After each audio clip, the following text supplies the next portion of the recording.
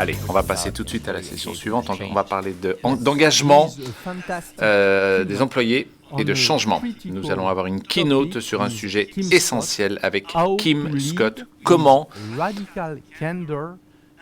être un leader tout en candeur et avec du respect.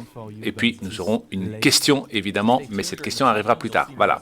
Donc, restez avec nous. Vous aurez plus de questions SparkNote pendant cette session. À tout de suite.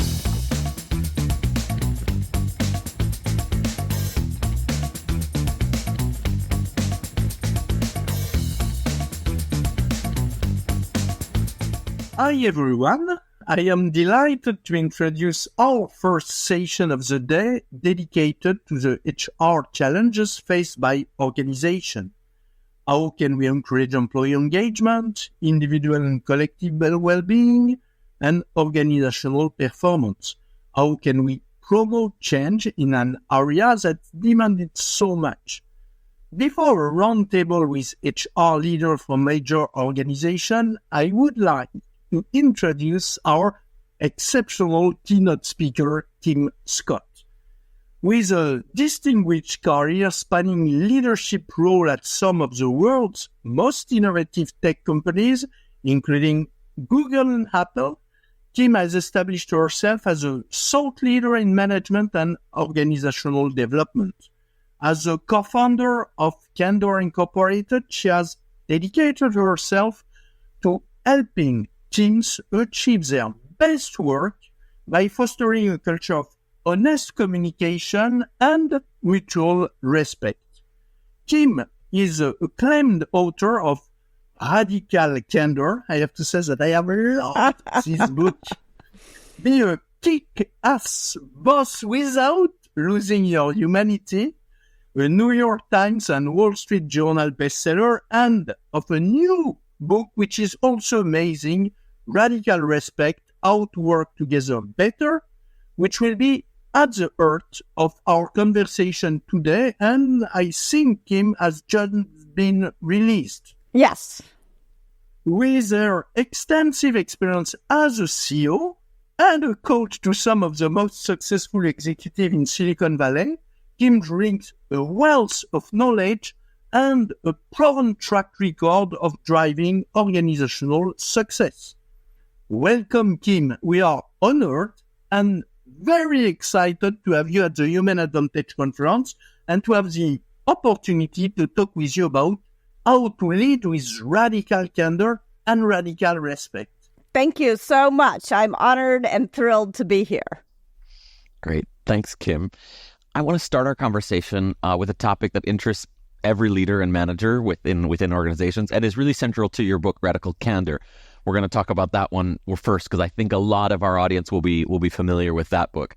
So, how can one be a great boss who inspires their team and helps everyone produce their best work for the benefit of the organization, but also for themselves? So I guess my first question on that, Kim, would be, could you first tell us about the purpose and the management philosophy, let's say, behind the idea of radical candor? Sure. Radical candor is all about caring personally and challenging directly at the same time. And when you can do both of those things, you can help yourself stay centered, you can build great relationships, and you can fulfill your responsibilities as a manager to create a culture of guidance, to build high-performing teams, and to get stuff done, last but not least. Yeah, right.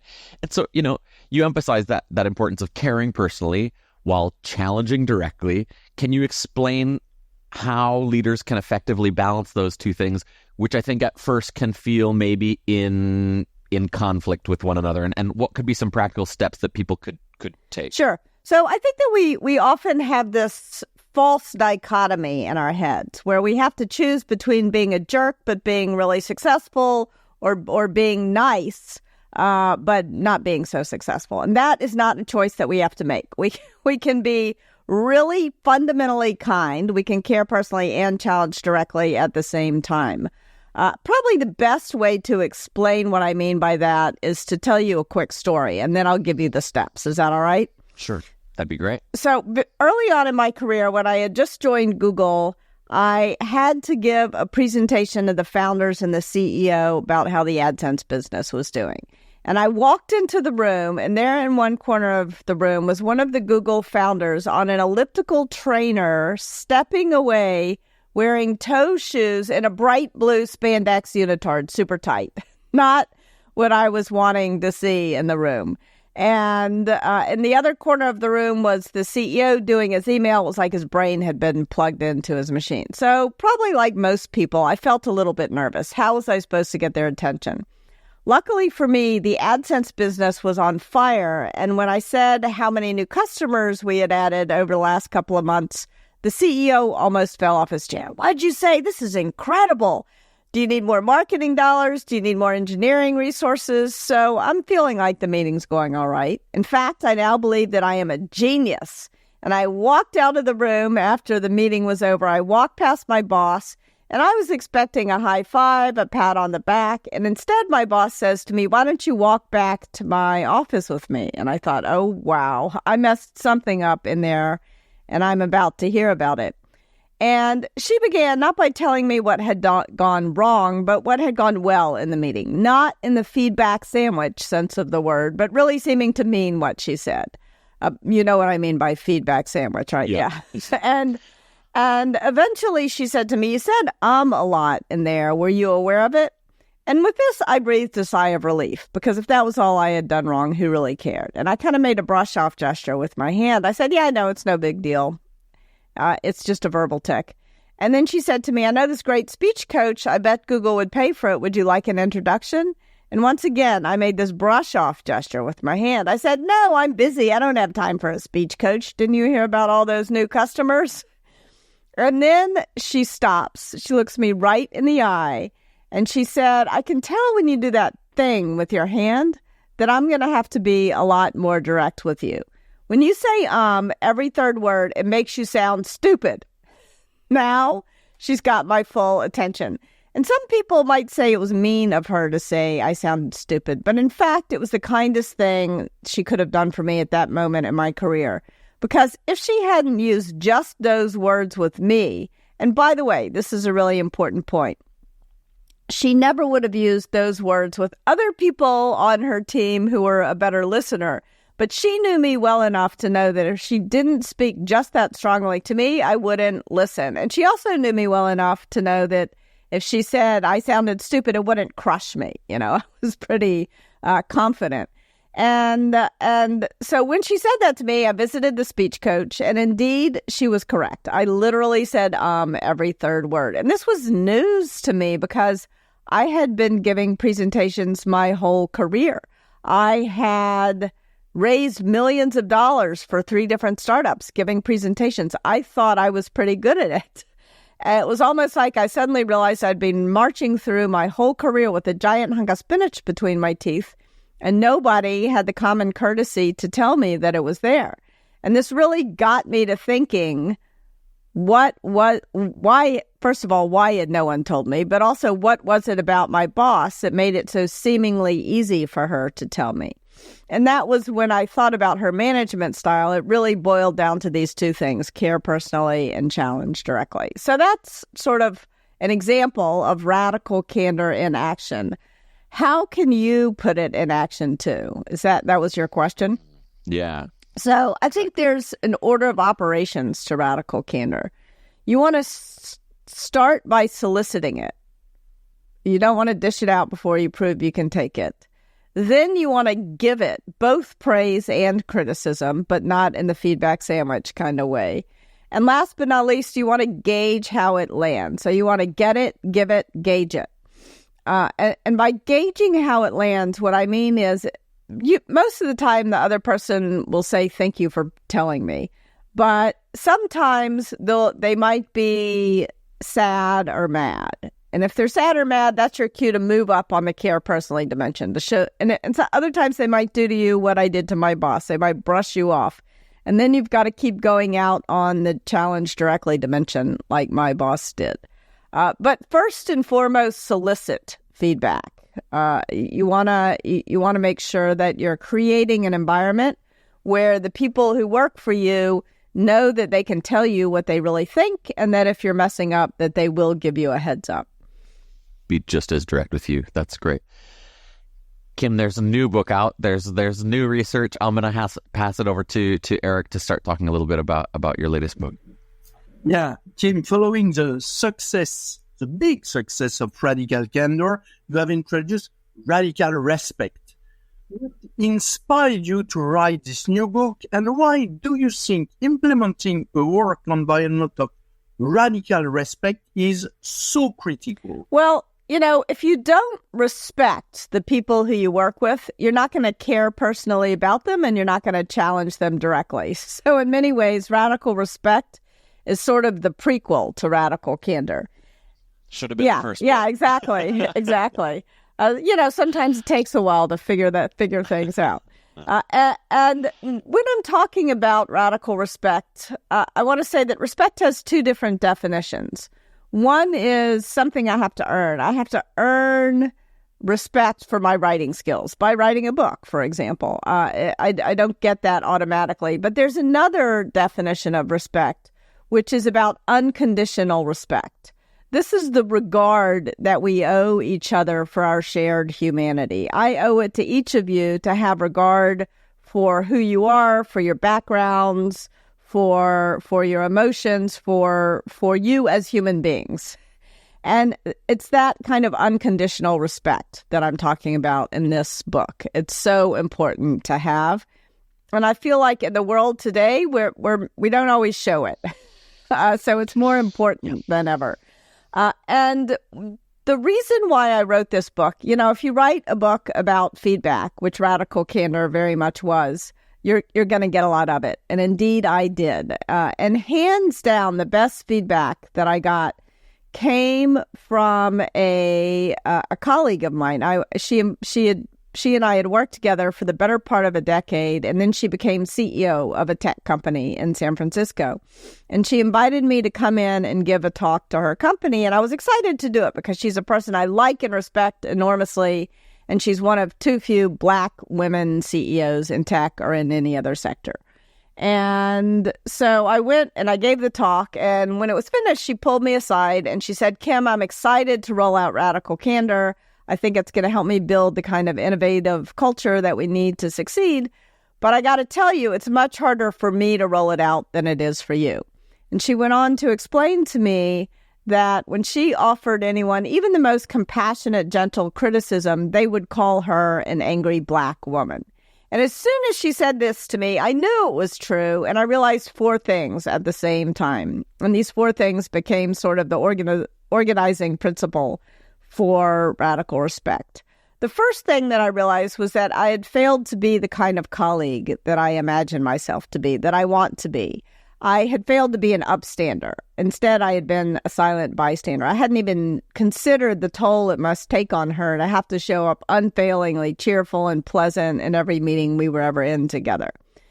The second thing that I realized, so one thing is we're all upstanders, hopefully, not silent bystanders sometimes. The second thing I realized was that I, too, had been harmed by disrespectful attitudes and behaviors, but I had been in denial about it.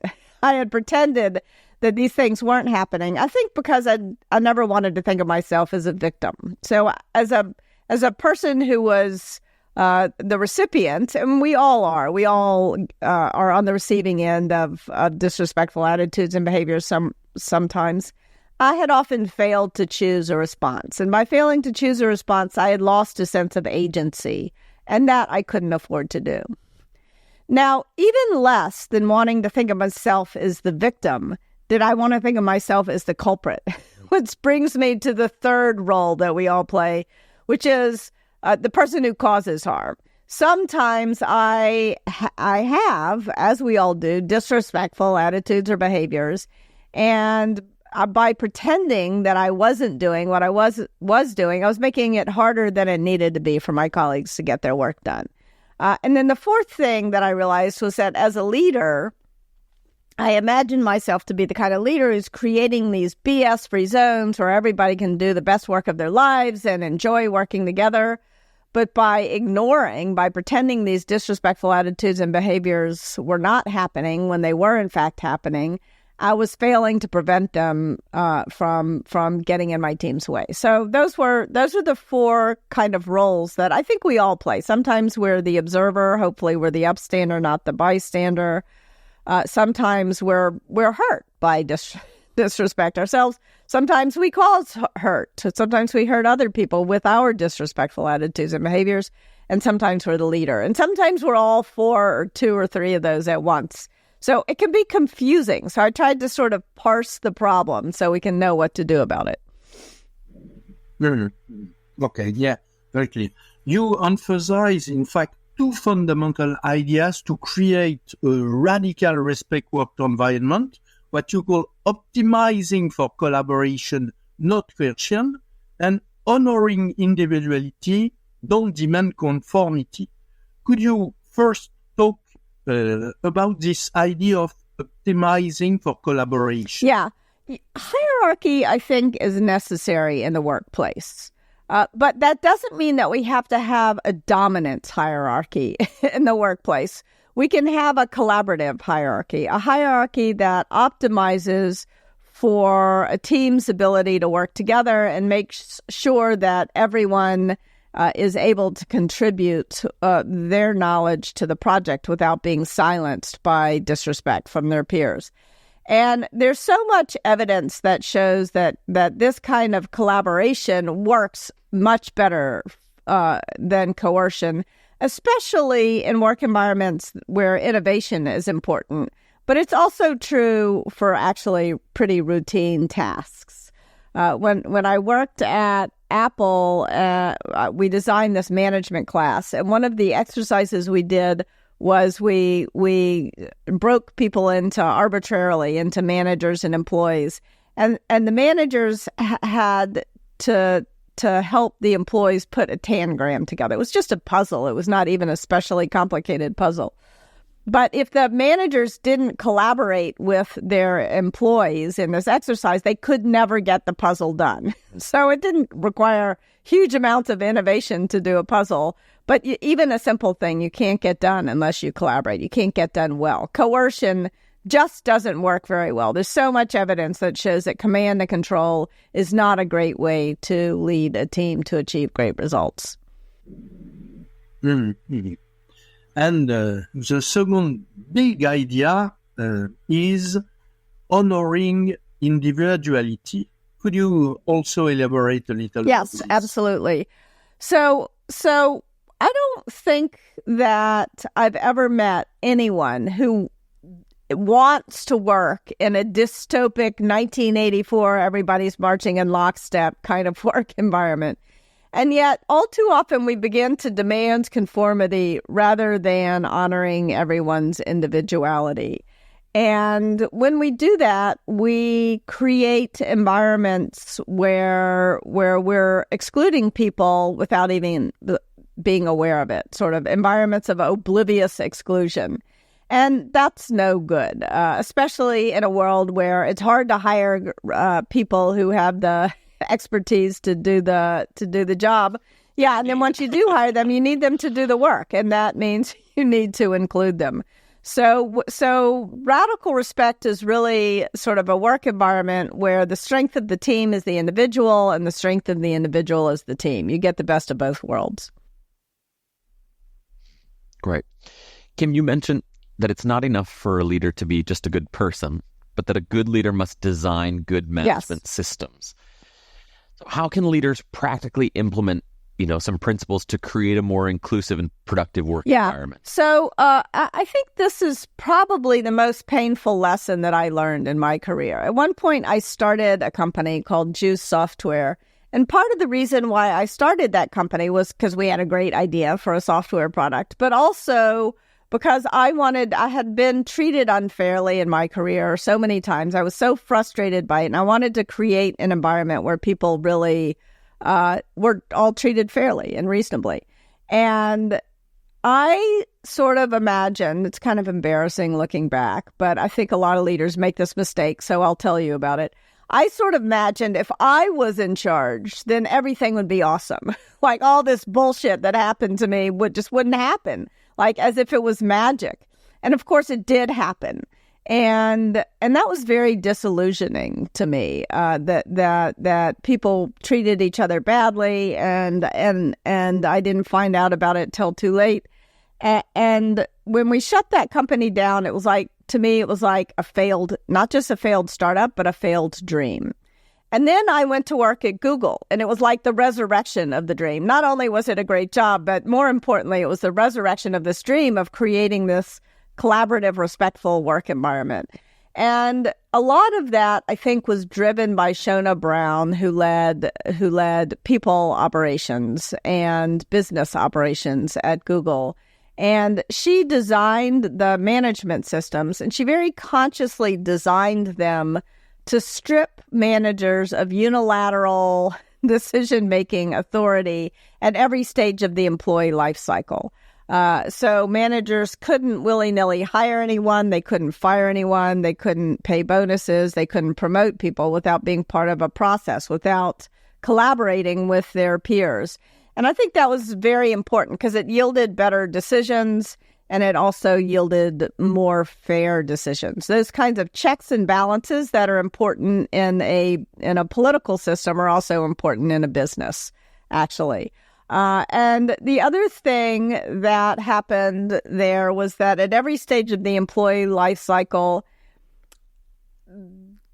Google measured bias. They tried to they measured what mattered. And so they would make sure that they weren't bringing in, a homogenous group of people to interview, that they were interviewing a diverse set of people. And then they looked at who they made offers to, and they made sure, again, that the expected representation, if it didn't translate to offers, was questions. Like they looked at the way that the interview process was handled, and they did more, fewer like, are they googly questions that are like super culture fit, and they did skills based, not just interviewing but tests actually, so you didn't even see the person's identity. And then in terms of who got promoted, in terms of looking at pay, they would cut the data very data driven, cut the data by. And I'm not saying it was all perfect at Google. It was not, despite this, but it was the best place I had ever worked anyway. So it was a step in the right direction anyway. So those are some of the things. I think the other thing that is really important, and this is, you may not be a leader who is in charge of designing your management systems, but something that every leader can do is they can begin to disentangle bias, prejudice, and bullying. Because if we think about radical respect, we all want radical respect, I think, and yet it so often doesn't happen. So what gets in the way? And there's a million things, but I'm going to boil it down to 3: bias, prejudice, and bullying. And sometimes we conflate bias, prejudice, and bullying as though they're the same thing. And then the problem can seem monolithic and insoluble. But I'm here in Silicon... Yes, and it's generic, and what do you do about it? But I'm here in Silicon Valley, and we love to solve big problems here. So I'm breaking the problem down into its 3 component parts. And I'm going to offer some super quick definitions for bias, prejudice, and bullying. Bias is not meaning it. That's all. It's unconscious. When I'm talking about bias, I'm talking about unconscious bias. Whereas prejudice is meaning it. Prejudice is a very consciously held belief, usually incorporating some kind of unfair and inaccurate stereotype. And bullying is not about belief, it's about being mean. So bias is not meaning it, prejudice is meaning it, and bullying is being mean. And once you begin to break the problem down, then we can talk about what you can do about it. Okay. I'm conscious of time. I want to also talk about the importance of creating an internal culture of consent, something you talk about in Radical Respect. Could you explain what you mean by that, and how can we achieve this culture of consent in the workplace? A culture of consent is basically a shared understanding that if I want to touch you, I need to know whether or not you want me to touch you in that way. And if you don't, I don't touch. And if I don't know, I don't touch. That's it. It's not that complicated. And I think one of the things that we can do at this moment in time is, now that we're back in the office, not completely, some of the time we're getting back together in person, we can apply this to the simple handshake. After COVID, there are some people who will never shake another hand again, and there are others of us who want to return to the way things were. I don't get to, if you don't want to shake my hand, I don't get to insist that you shake my hand, you know? And so just learning to ask, you know, handshake or elbow, but like what, or wave, you know, there's a lot of different ways we can greet each other. And I think if we begin to be sort of rigorous about a culture of consent around something that is as low stakes as a handshake, then it will be easier when it comes to more complicated interactions. Yeah, great. And Kim, do you have any kind of just brief example of a success story or a case study from an organization where you've either been involved or you've witnessed them effectively, you know, implement the principles of radical respect, where you've seen it really? Yeah, I mean, there is no company of any big size that is monolithic. It tends to happen, this kind of radical respect tends to happen at the team level. And it happens on teams where there's good collaboration between the leaders and the individual contributors and everyone in between. This is not radical respect is not something that can be top-down mandated. It really is a collaboration between leaders and upstanders and people harmed and people who cause harm. And I think the places where it has worked the best, they've been able to hold people who cause harm accountable without going on the attack. You know, they've been able to be respectful in confronting disrespect.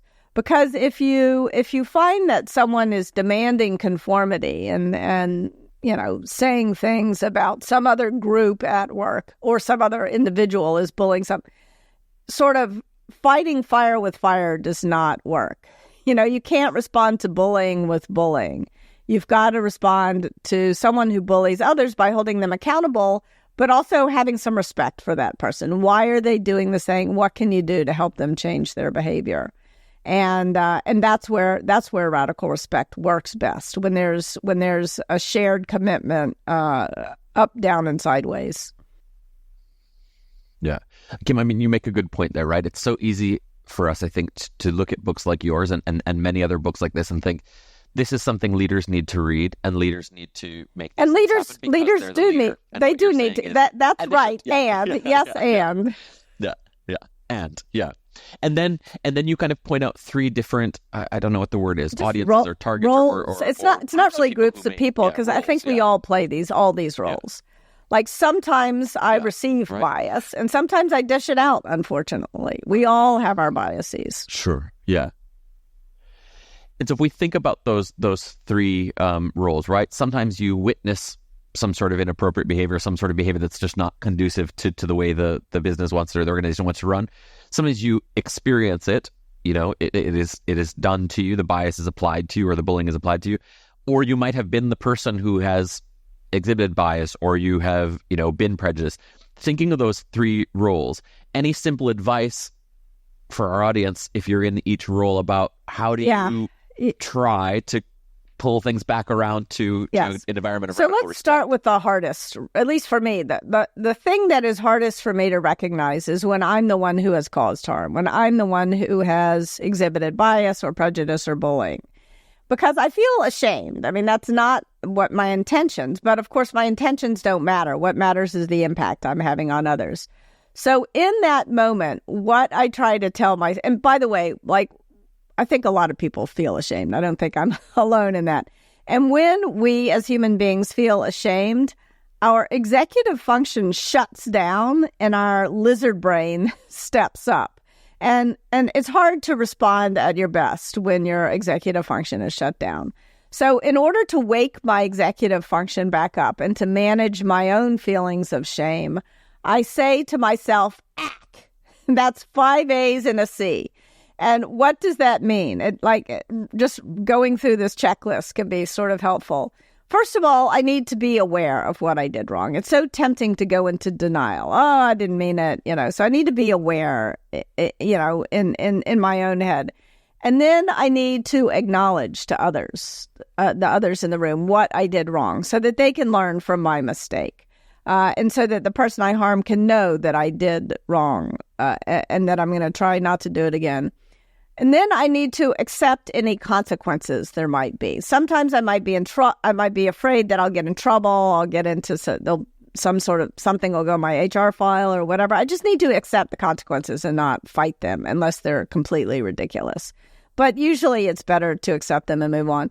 And then I need to do something. I need to think, what can I do beyond the consequences that are how can I make amends for this? How can I really take an action that will demonstrate how sorry I am? And then I can apologize. So that's 5 A's. And then I need to try to change. I need not to make the same mistake over and over and over again. So those are some thoughts. If you find yourself in the uncomfortable role of having caused harm, don't deny. That is, that's just going to ensure that you make a bigger problem next time until you finally make a problem that's so big it's really going to get you into trouble. If you are the person who is harmed, I think it's important to choose a response. It is tempting to default to silence. But as I mentioned before, when I've done that in my career, then I begin to feel like I've lost my sense of agency. And that is not something any of us can afford to lose. So I'm not saying you have to speak up every time. And I'm not going to say be courageous, because sometimes it doesn't make sense to speak up. But choose your response. Make sure that you're in charge of your response, no one else. If you are the upstander, I think you have an obligation. You don't get to choose a response. You have an obligation to intervene in some way. Even if you don't feel like it's the right thing to do to intervene directly in the moment, you can always check in with the person who is harmed later. That is actually very helpful, because the person harmed often feels sort of gaslit by the situation because nobody comes and talks to them. So you can always intervene in some way. And then as the leader, it's really your job to prevent bias, prejudice, and bullying from destroying your team's ability to get things done. And this is tricky because bias, prejudice, and bullying are inevitable. So your job is to prevent the inevitable as a leader. Congratulations. That's why you get paid the big bucks. But you want to, at the very least, recognize them and prevent them from happening again, so that you and your team are not experiencing the same problem over and over and over again. Mm-hmm. Great. Eric, I'll pass it to you. Yeah, Kim, unfortunately, we are already close to the end of our conversation, but I would like to ask you one final question, maybe a very important one. How can leaders, because we have a lot of leaders in our audience, integrate the principle of radical candor and radical respect to create a kind of holistic approach to leadership? Well, we offer a bunch of different resources. We've created talks and workshops, online courses. So visit us at radicalcandor.com, and we'd be happy to help you do just that. Yeah. Yes, of course. By reading. I assume you're going to read the book. I was going to say. We also have a. I was going to say, Kim, should they read Radical Candor first or Radical Respect first if they haven't read one of your books already? Radical Candor is easier. So even though Radical Respect comes, first logically, I think emotionally, Radical Candor is the place to start. And then read Radical Respect. And you can also we have a podcast, which you can find, called Radical Candor, where we talk about both Radical Candor and Radical Respect. So check out the podcast as well. Excellent. Thanks so much, Kim, for joining us today.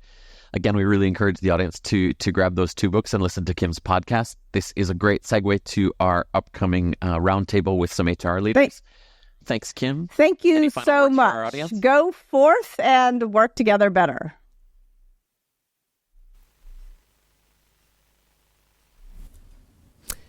So, we have the results from voilà les résultats de SparkUp. 55% d'entre vous ont la sensation de travailler dans un environnement où il y a un respect radical, et 44% disent que ce n'est pas le cas. Voilà. Les bouquins sont là. Radical Candor d'abord, respect ensuite. C'est ce qu'elle préconise. Ce n'est pas simplement l'apanage des leaders, mais de nous toutes et tous, finalement. pour être un observateur plus averti. Voilà, je vous propose de passer maintenant à du RH. On va voir ce qu'il se passe sur le terrain. Nos experts vont partager avec vous et on va parler d'excellence RH. Eric va présenter le sujet et puis nous aurons Julien GOARANT qui est modérateur de cette session. C'est parti.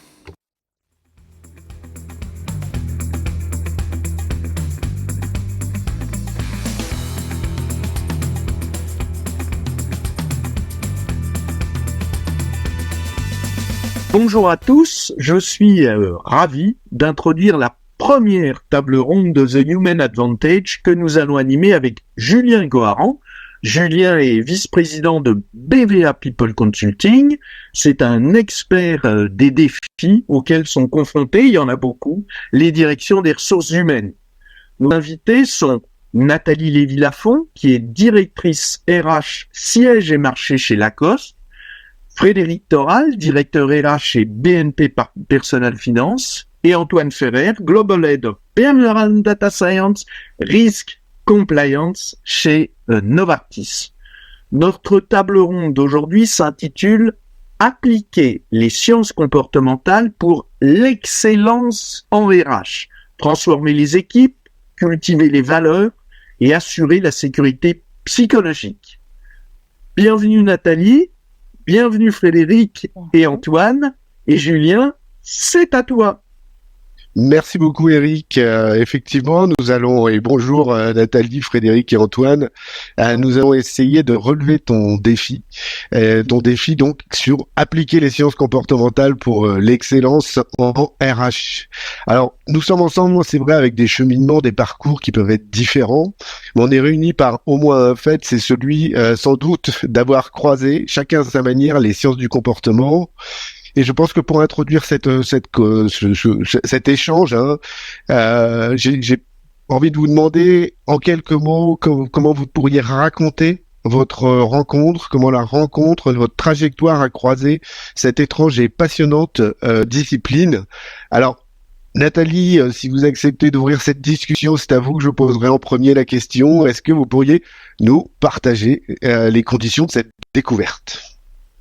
Avec grand plaisir, donc bonjour. Ma rencontre avec les sciences comportementales finalement est assez récente puisqu'elle date de 2021. C'est dans mon expérience précédente au moment où je rejoignais la maison Aigle en tant que DRH de la marque. C'était un moment où cette entreprise était en pleine transformation. Elle venait juste de passer société à mission avec un engagement RSE très très fort et en plein cœur de la stratégie de la marque.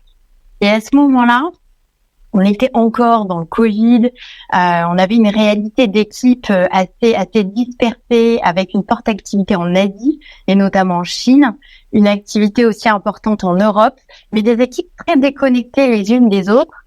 Et donc, mon enjeu, c'était aussi de construire un socle commun à ces équipes, une culture qui soit plus en adéquation, plus en cohérence avec justement ce nouveau virage qui était en train de prendre la société.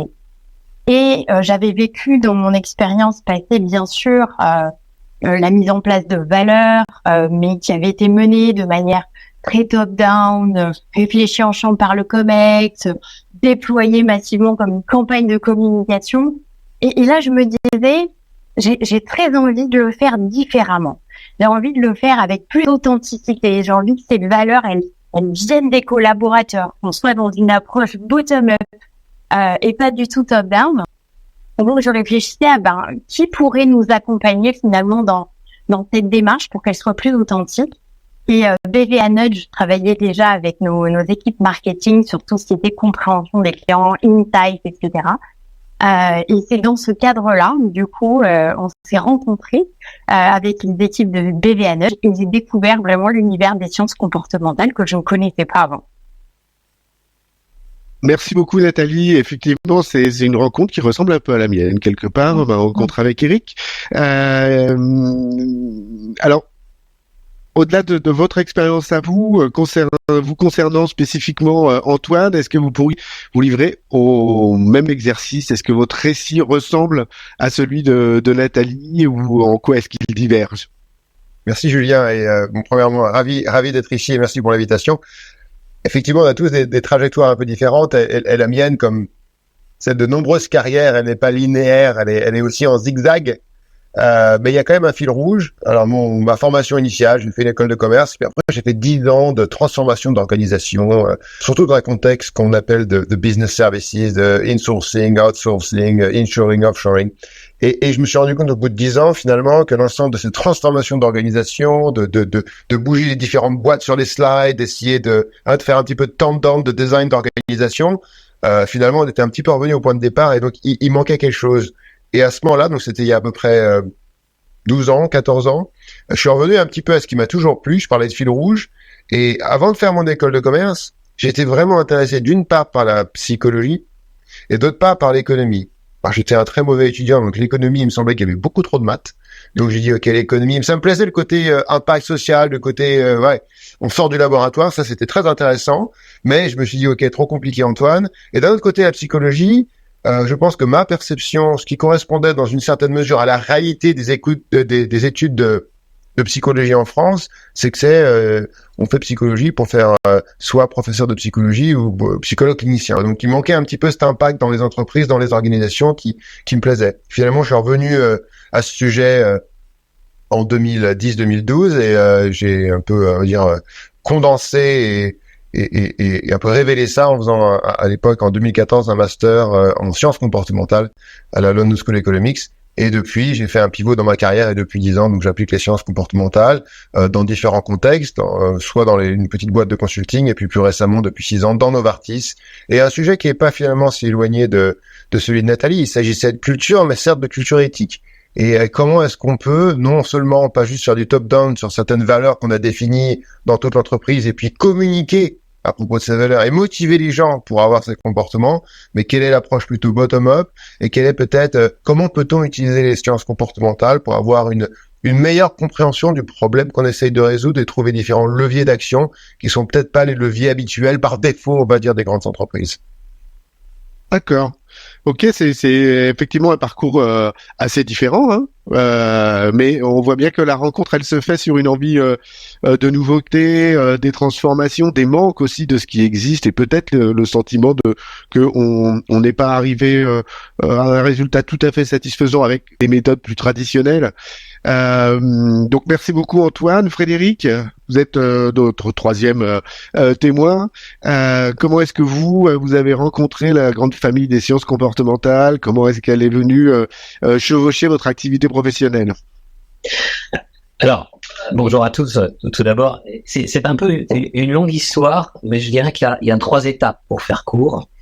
J'ai fait des études de sciences politiques et puis après de gestion à Dauphine et à Sciences Po. Et quand on fait des études de sciences politiques, on vous apprend beaucoup de choses autour de l'influence, de la propagande, voire de la manipulation. Et ça a été finalement une première fascination sur la gestion de l'influence. Mais c'était pas satisfaisant pour moi parce que j'avais un sentiment justement que la manipulation emportait un petit peu tout. Et quand même passionné par le sujet et la capacité d'impact ou d'influence pour éventuellement orienter des comportements, modifier les comportements, mais pour le meilleur. Je me suis orienté vers la fonction RH. Bon, ça fait 35 ans que je suis DRH dans différents secteurs, différentes entités, différents pays. Et pendant toute cette période, évidemment, je me suis beaucoup intéressé aux sciences sociales en général. Et particulièrement à la psychologie. Et j'ai trouvé que de façon globale en France, on n'utilisait pas assez l'apport des sciences sociales dans les modèles managériaux, dans l'évolution justement de l'impact humain qu'on pouvait avoir dans une entreprise. Et est arrivée ma 3e période, c'était un petit peu comme vous. J'ai rencontré BDA, j'ai rencontré Eric, j'ai lu beaucoup sur le sujet. Et comme vous, Nathalie, nos équipes marketing utilisaient déjà le nudge.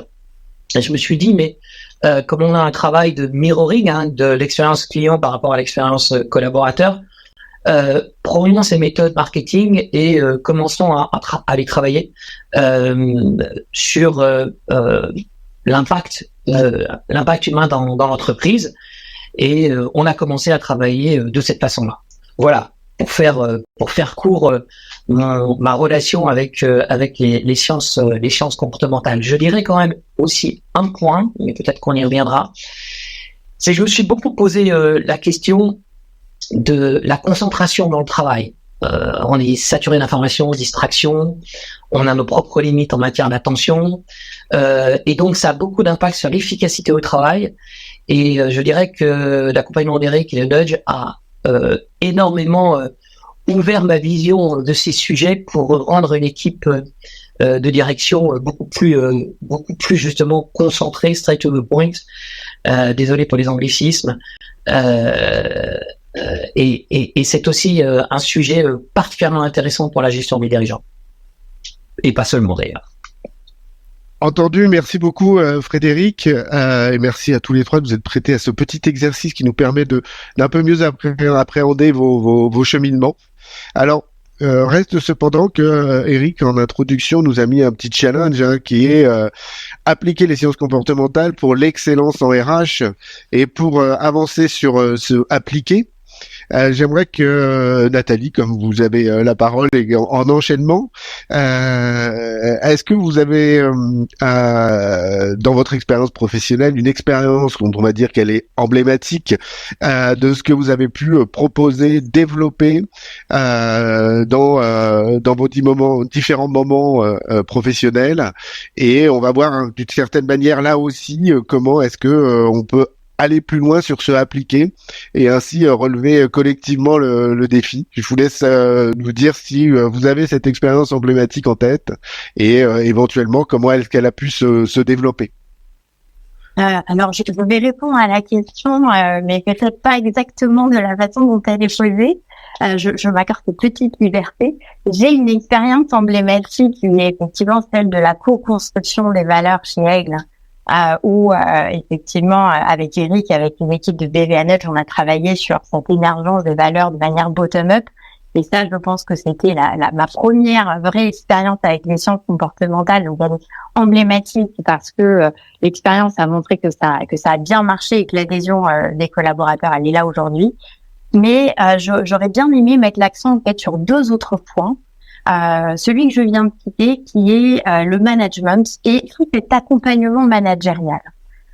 Pourquoi ? Parce que j'ai rejoint LACOSTE il y a quelques mois, donc LACOSTE fait partie du même groupe que KEG.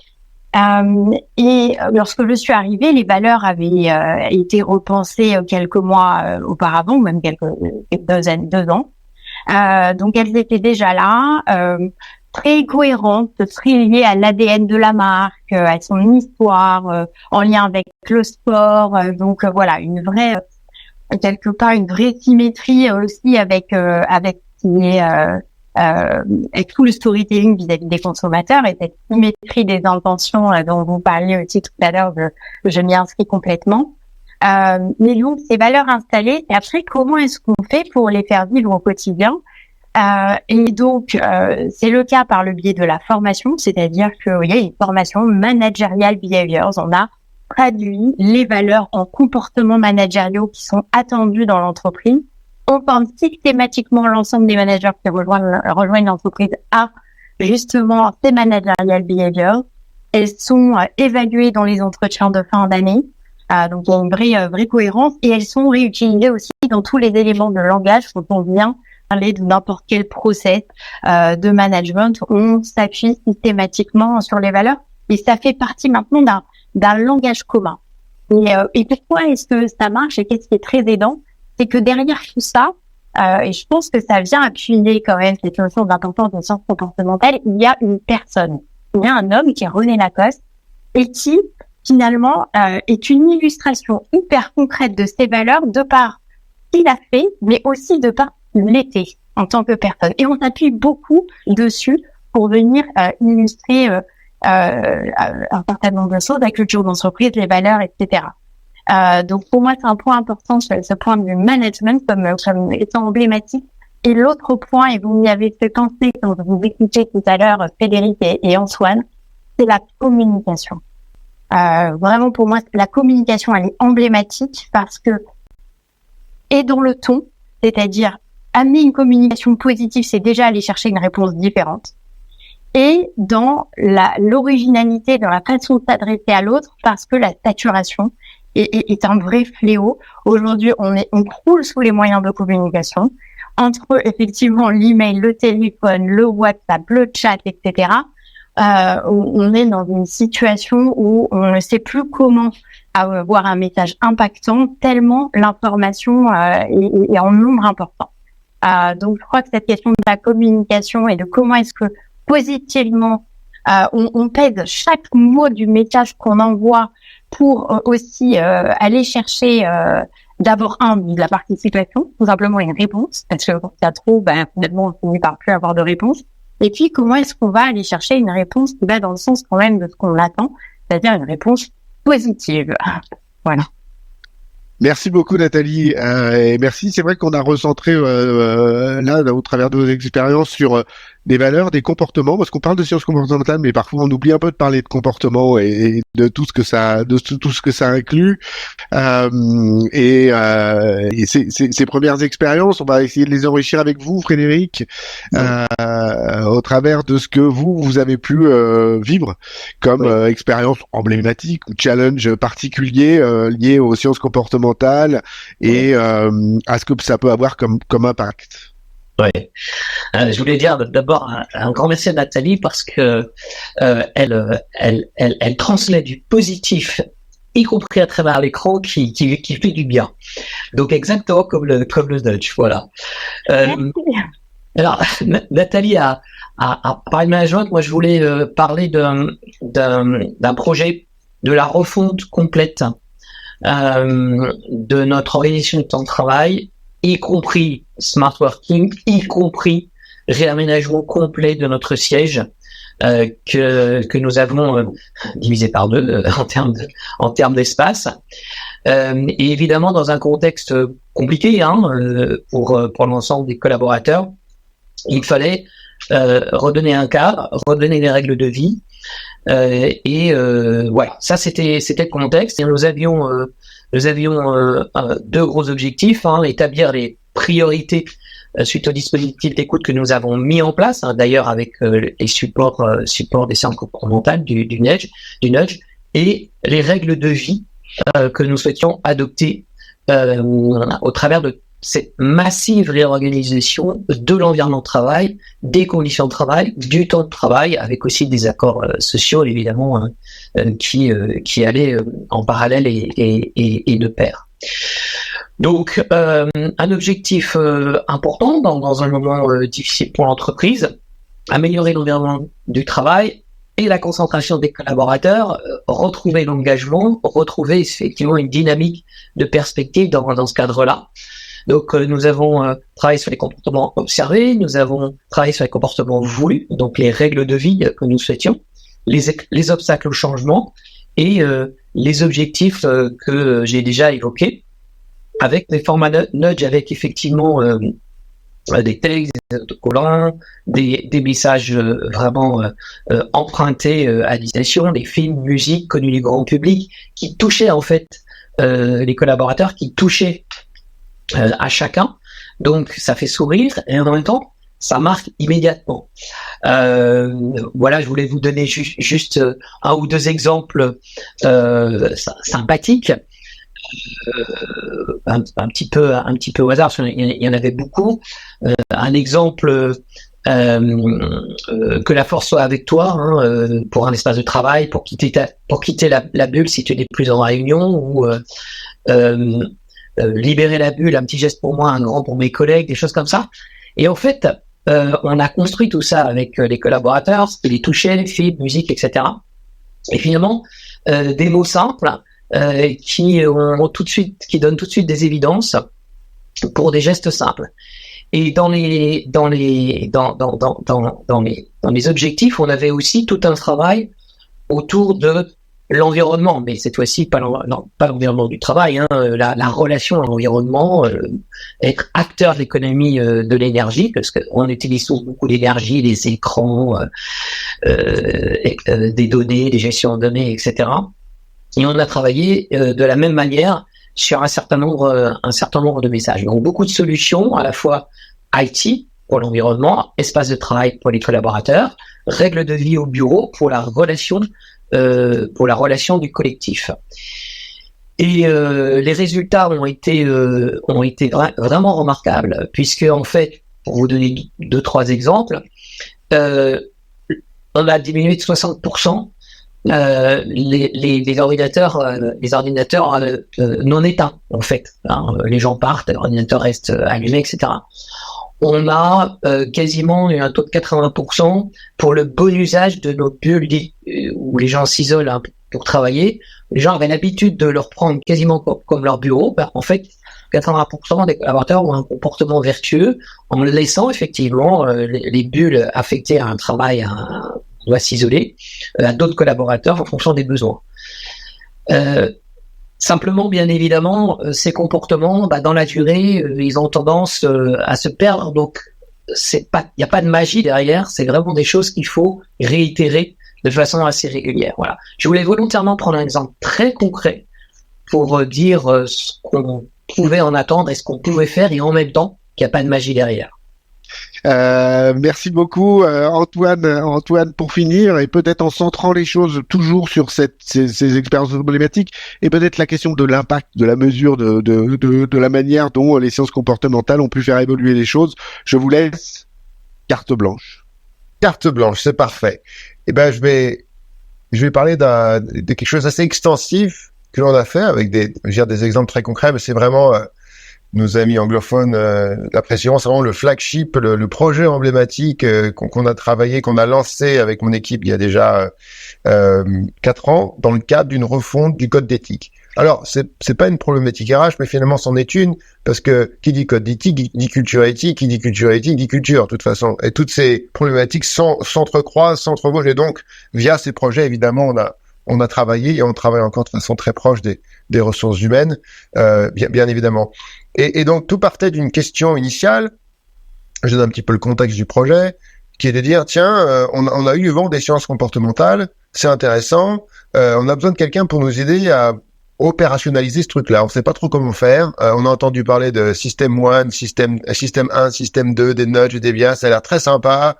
Il y a eu 2-3 petites expériences qui nous ont été montrées. Mais comment est-ce qu'on fait dans le cadre de la refonte de notre code d'éthique, du lancement d'un nouveau code d'éthique avec lequel on veut faire de la co-création? C'est des éléments qu'on a abordés précédemment.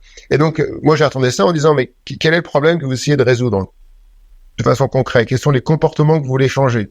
Ah, ça, c'est la première question quand on est scientifique du comportement, c'est de requalifier le projet, le programme, la solution que vos interlocuteurs veulent apporter en problème. Est-ce que ce problème, on peut l'exprimer de façon comportementale? Ce que les gens font aujourd'hui, ce qu'ils ne font pas aujourd'hui, ce qu'on veut qu'ils fassent. Et là, en l'occurrence, c'était un projet très vaste parce que c'était, on a 100 000 salariés dans le monde, dans 100 différents pays, et on veut que les gens se comportent de façon éthique. Ah, d'accord. Et là, il faut commencer à tirer la pelote et dire, mais qu'est-ce qu'on sait aujourd'hui des comportements non éthiques? Qui fait quoi? Ou quelles sont les réactions des salariés quand ils voient quelque chose qui est non éthique? Est-ce qu'ils parlent à leur manager? Est-ce qu'ils parlent à légal? Est-ce qu'ils parlent à la compliance, au RH? Qu'est-ce qu'on sait de tout ça? Et donc, une fois qu'on a posé le problème, on a fait un questionnement sur les comportements, on s'aperçoit 9 fois sur 10 très rapidement qu'on n'a pas forcément les éléments pour répondre à ces questions. Et donc là, le projet qu'on a lancé, c'est de dire, on va faire un programme pour mesurer et influencer de façon positive les comportements éthiques. Et donc, on a lancé une grande enquête sur les sciences, sur l'éthique, basée sur les sciences comportementales, donc un truc assez complexe, avec différents tiroirs qui s'ouvrent en fonction des réponses des candidats, assez long, mais designé de façon naturelle, qu'on a lancé à toute l'entreprise après avoir fait un pilote pour la première fois en 2020. On a eu à peu près 30 000 réponses. 30 000 réponses à 60 questions. Vous imaginez les données qu'on a. Et l'enquête était basée en 2 parties. Une partie plutôt l'ensemble des perceptions des salariés, basée sur ce qu'on sait des sciences comportementales. Donc il y avait différents concepts, la sécurité psychologique, la confiance, loyalty, etc., le niveau d'indépendance que ressentent les salariés pour faire leur travail, la pression qu'ont les salariés pour réaliser leurs objectifs, etc., etc. Ça, c'était une première partie de l'enquête. Et la deuxième partie, c'était la partie plutôt comportementale. L'année dernière, combien de fois est-ce que vous avez vu quelque chose qui vous semblait non éthique? On peut remplacer non éthique par un autre problématique que vous avez. D'accord. Vous avez vu 1, 2, 3 fois. Qu'est-ce que vous avez fait en particulier? Comment est-ce que vous catégoriseriez ce type de comportement? Avez-vous parlé à votre manager? Ah, vous avez parlé à votre manager. Qu'est-ce que vous avez fait? Comment est-ce qu'il a réagi? Comment est-ce que vous vous êtes ressenti? Et donc, vous imaginez l'ensemble de la profondeur des données qu'on a. Et on a commencé à faire des croisements, à essayer de réfléchir quels sont les types de perceptions qui vont influencer le type de comportement.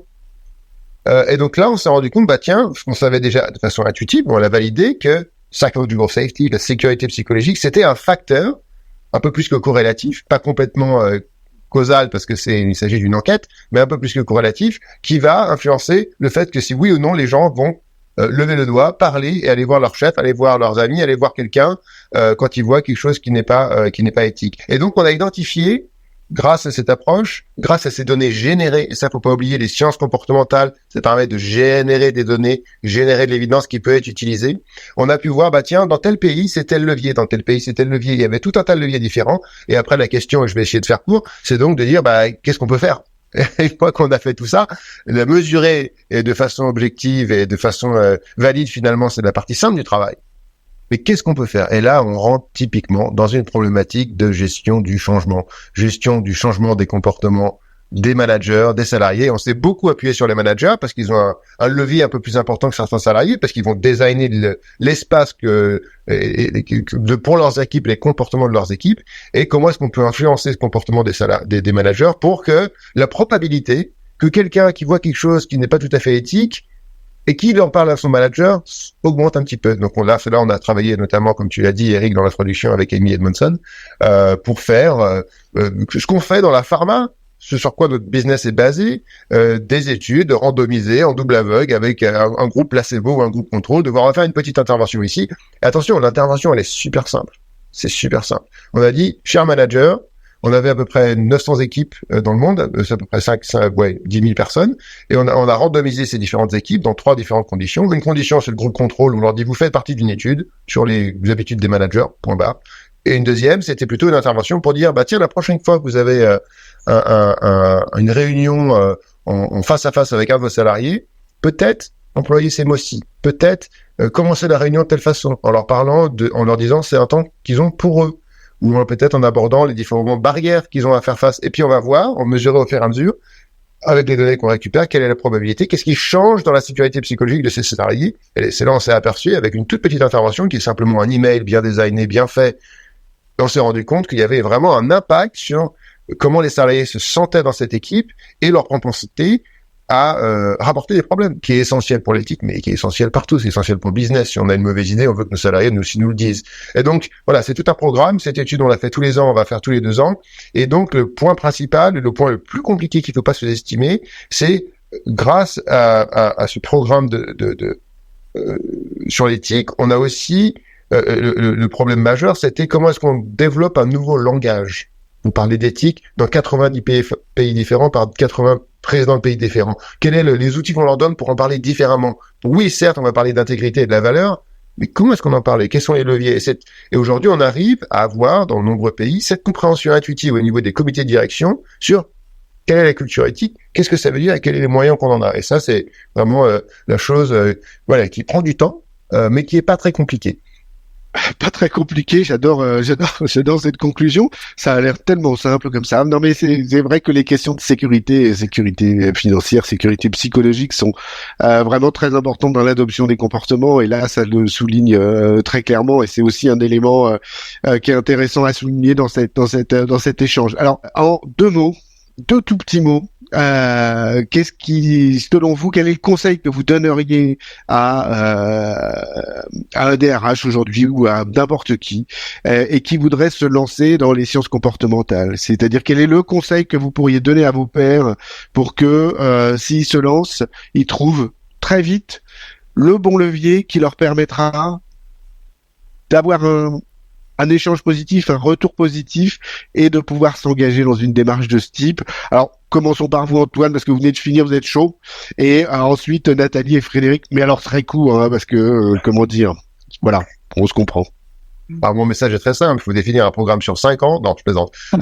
Effectivement, il s'agit de trouver la bonne situation et le bon type de comportement à impacter. Et généralement, essayer de trouver un problème qui est assez simple, assez tranché, où on a beaucoup de données sur les comportements, où c'est très clair quel est le comportement qu'on veut influencer. Donc pas forcément des problématiques de culture, de valeur, mais quelque chose de très concret. S'assurer que c'est un comportement qui a un volume assez important dans l'organisation, Okay, vous puissiez essayer d'avoir suffisamment de données pour influencer et faites une petite expérience, envoyez peut-être 2 emails différents, faites 2 interventions différentes et mesurez l'impact et commencez là. Et après, une fois que vous avez un certain résultat, vous pouvez construire là-dessus, mais c'est vraiment trouver le type de problème qui se prête clairement à une intervention simple, mesurable, un nudge, comme on dit. Et je pense que c'est un bon moyen de commencer et à ouvrir l'appétit, si j'ose dire, aux différents stakeholders et dirigeants qui vont ensuite investir ou non dans ce type de méthode. Entendu, merci beaucoup, Nathalie. Votre opinion sur cette manière d'ouvrir l'appétit? Moi, je dirais qu'adapter les sciences comportementales, c'est changer d'approche. Comme disait Antoine, je trouve que les sciences comportementales, c'est très très puissant dans l'accompagnement du changement, à condition d'avoir des idées très claires sur la cible que l'on veut atteindre, et donc d'avoir quand même une vision de là où on veut aller. À partir du moment où on a cette vision, je pense que vraiment ça peut être très très aidant sur l'approche et la façon d'y aller. Donc c'est voilà, dans ce changement d'approche. Et si j'ai un conseil, voilà, très très humblement à donner, c'est d'explorer, parce que le champ des possibles est tellement large que je pense qu'il faut tester, il faut explorer dans toutes les actions du quotidien, dans les grands projets comme dans la vie de tous les jours. Merci beaucoup Nathalie. Frédéric, le mot de la fin sur cette dimension du conseil au pair. Nathalie et Antoine ont tout dit, mais je dirais surtout ne pas imaginer et ne pas en faire une recette. Tester sur des actions, des projets extrêmement pratiques, pragmatiques, avec qui peuvent permettre de donner une vision immédiate du résultat. Et je dirais vraiment surtout parce que, comme toujours avec les sciences comportementales, tout dépend de l'usage dont on en fait. L'objectif, c'est de le traiter avec éthique et avec des valeurs, et ne pas tomber dans le travers de la gourouisation, par exemple, du nudge. D'accord, entendu.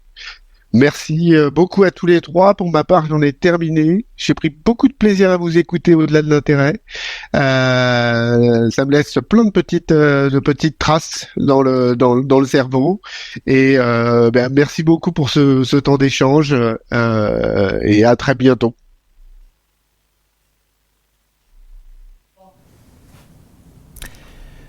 So, another interesting roundtable. Very quickly, I want to check in with Adrien, who's doing our sketch notes. Adrien, give us an update. Where are we?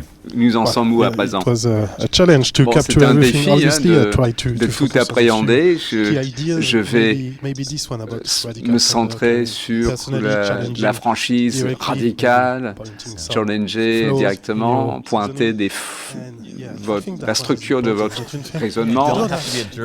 Il faut pas, suffit pas, inutile d'être un idiot pour être couronné de succès dans vos démarches.